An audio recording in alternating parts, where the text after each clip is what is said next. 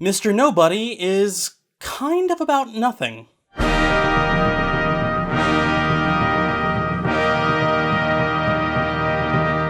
Mr. Nobody is a mostly overlooked 2009 Belgian film that's this wonderful, gorgeous, hollow failure of a movie.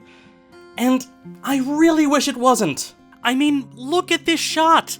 The camera follows the lead to a bathroom mirror, focuses on the reflection in that mirror, then follows the reflection out of the hallway. It's a really neat trick shot. Or look at this! This is just beautifully blocked. They go from standing in the kitchen to lying in a bed, and it's just seamless. It's gliding, it's beautiful. It's actually so nice, they, did it twice. I could just point out every neat trick the movie does, but I have to explain why I think it failed.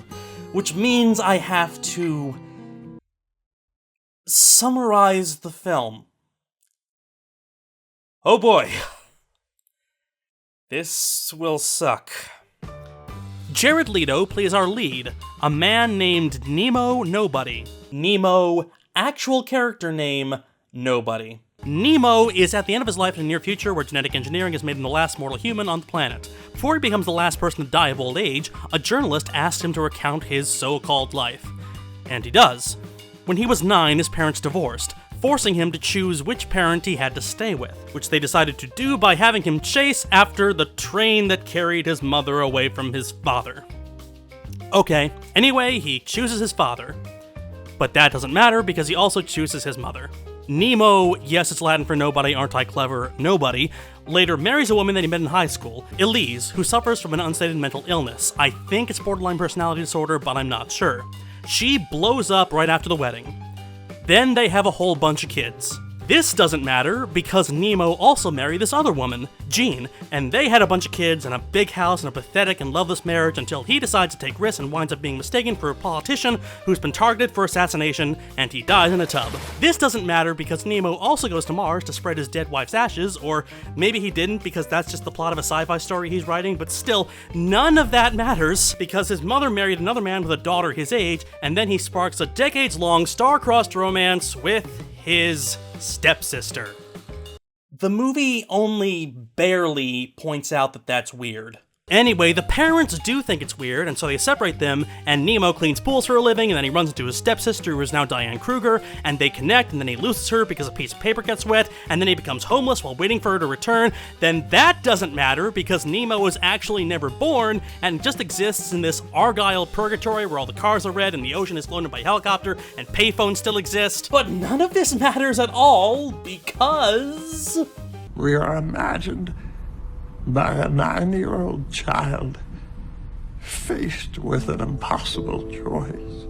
Nearly the entire movie is taking place inside the mind of a 9-year-old child who is imagining all of his possible futures. Fuck!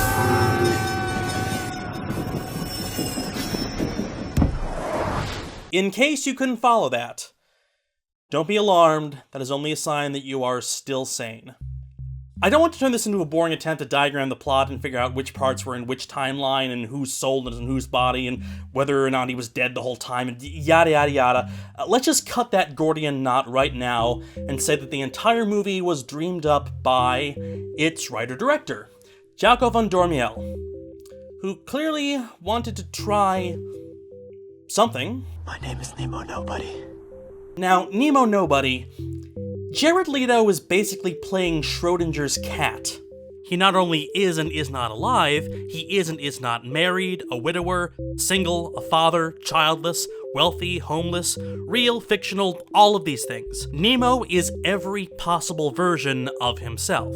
The most obvious comparison I can make would be to Slaughterhouse-Five, the story of Billy Pilgrim, a veteran who becomes unstuck in time, who views his existence fourth-dimensionally. Therefore, he sees all points of his life at once. Nemo Nobody, who's unstuck in reality, views it fifth-dimensionally. He sees not only his own life, but all possible lives he can have. Time, as we know it, is a dimension we experience only in one direction. But what if one of the additional dimensions wasn't spatial, but temporal? Yeah, in one timeline he becomes a sort of a science show host or something, mostly just so the movie can exposit on the pseudoscientific themes that it's interested in, hence these scenes which are practically lifted from What the Bleep Do We Even Know, which is also fake science. But ultimately, that's just as unimportant. Like this other timeline where his wife dies in an explosion and he spends his waking hours photographing dead animals so he can watch sped up footage of their decay, which is basically the plot of Peter Greenaway's A Zed in Two Knots. And then there are the scenes where she's alive and suffering from mental illness and basically disrupting his everyday family life. And those scenes are good, but I liked them much better when they were being done in John Cassavetes' A Woman Under the Influence. And then there's the framing device of the young guy in old man makeup telling his story to a journalist, which is reminiscent of Dustin Hoffman in Little Big Man. And the whole movie is lifted from a Krzysztof Kieslowski film called Blind Chance about the deferring outcomes of a man who chases down a train. Actually, I'll just sit back and let some clips play. Nemo, it's me. I bet you haven't done your homework. I suppose you think that's very funny, Harold. Why am I me and not someone else? Warum bin ich und warum nicht du? Poor dope. He always wanted a pool.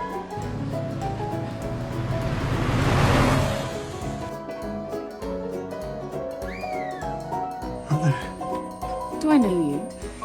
It's me. What do you want? Henry! Son! Harry, it's George. Don't you know me? What's happened to us? I don't know. You let me go. Careful, the chair is damaged. I should have warned you earlier, but I couldn't because of the transcript. The transcript? The text of our conversation. You can hear me. We've got a transcript, see? Everything he says. Yep, that's me. Yes, I do. Yep, and this next is... Are you going to read out the whole thing?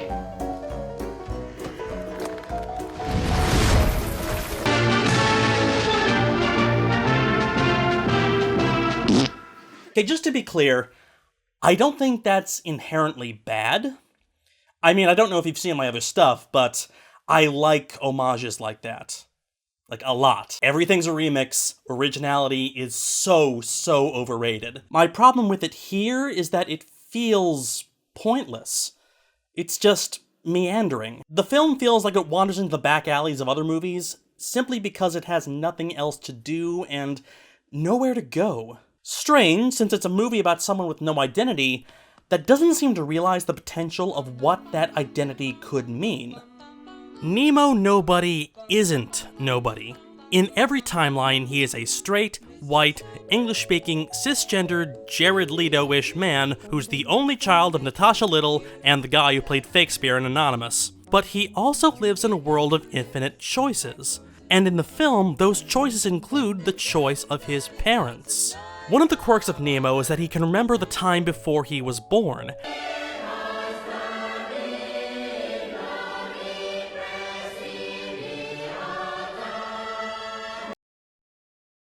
Okay.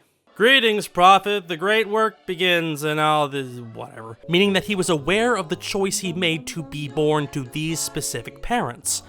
That is, after a montage of potential parents, some of whom might have been way more interesting to follow. And so we see the realities where Nemo is a middle-class white kid, but we don't see the reality where Nemo Nobody is Native American, or the adopted son of an interracial gay couple, or female, or transgendered, or heroin addict, or beaten up by Ed Norton, or shot at Guadalcanal, or emo Joker, or killed by a costumeless Batman.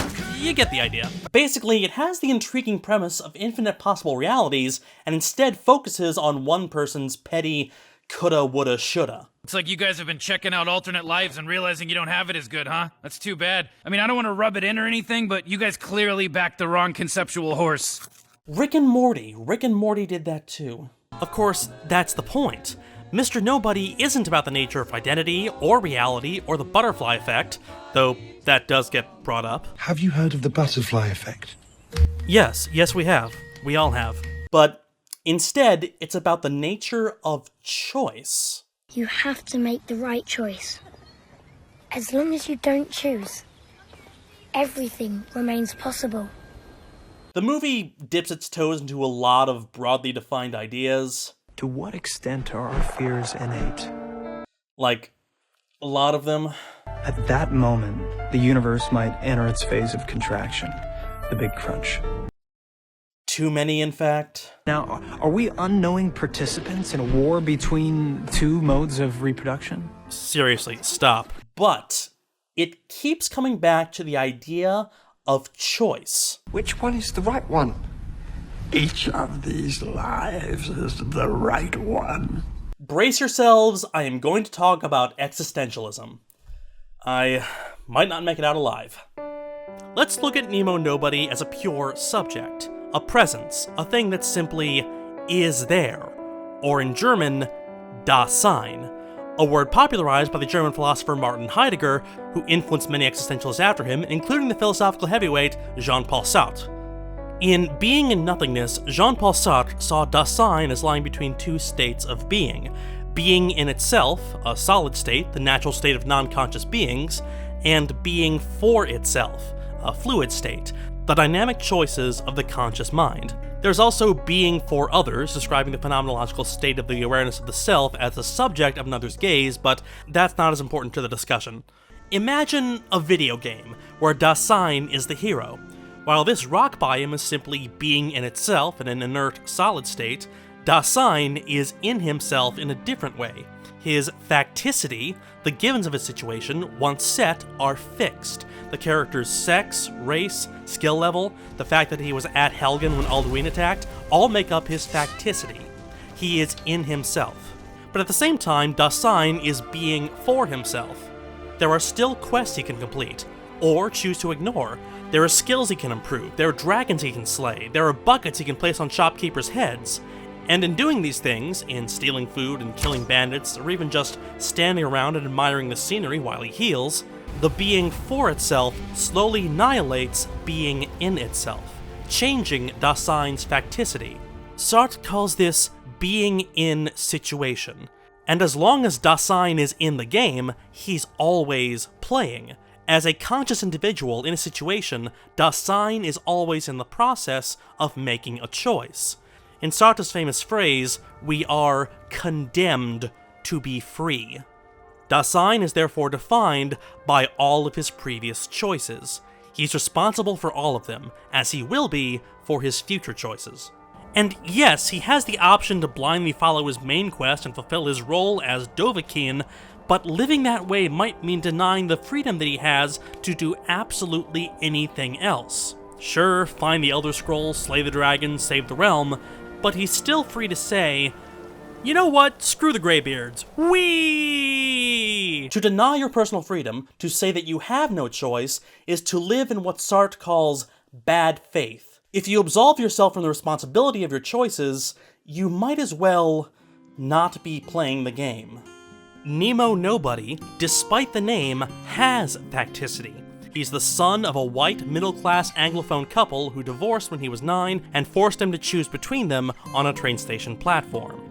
That doesn't change. But his choices, his acting for himself, doesn't affect his being in himself.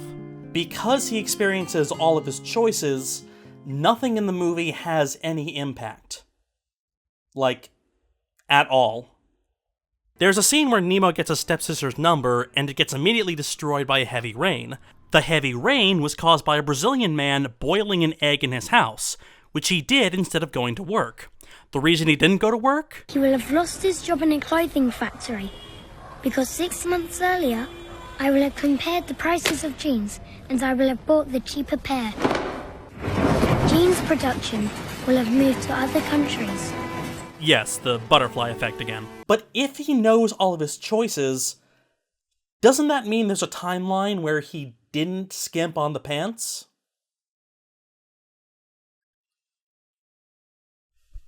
Right? I mean, infinite timelines, infinite ways to eternally bang your stepsister. No, I'm not over that. You know what they say. Everything works out in the end. But the ending. The ending is the most ridiculous part. After old Nemo explains that the whole thing was a thought experiment by the kid on the tracks, the child decides not to choose, which is the definition of bad faith. And so he goes a third direction, which didn't even exist in the previous shots. Then he blows a leaf, which lands on Diane Kruger in a timeline that doesn't exist yet, and she and Nemo are reunited. Meanwhile, in a different non-reality, old Nemo finally dies. Then the big crunch happens, and time goes backwards. People who are sciencier than me, the comment section's all yours. Rage away. Because time now runs backwards, which it shouldn't for various, for reasons, Nemo comes back to life and makes this unbelievably creepy backwards laugh. Ha, ha, ha, ha. And everything bad is undone. Smoke goes back into cigarettes, Nemo's parents get back together, he gets to be childhood friends with his sweetheart again. In 50 years' time, the Second World War will start. Millions of people will come to life. Hitler will retreat across Europe. Oh my god! Red dwarf! Eventually, when it's expanded as far as it can, there's the big crunch, right? And everything starts contracting. Perfectly possible that time starts running in the opposite direction as well. He got his science from a Red Dwarf episode. Sorry, anyway, beyond that, this ending. This ending is why the movie fails for me. This is the definition of acting in bad faith. We're shown a problem, and we're given a solution that's as irresponsible as it is impossible. In chess, it's called Zugzwang, when the only viable move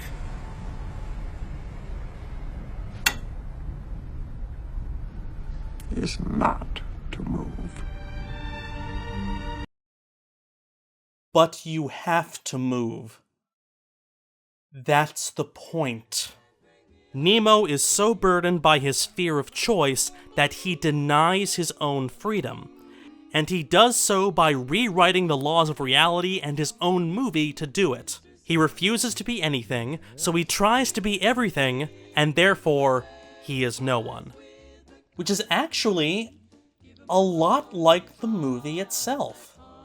It refuses to tell one story, and so attempts to tell as many as possible, and in doing so, it only shows its own creative impotence. It's infuriating how skilled the production is, how many styles it tries, and how good it is at all of them, if only there is a pure thought, an identity, a being at the heart of its story. Because it can't commit to its choices, it's simply a nothing about nobody.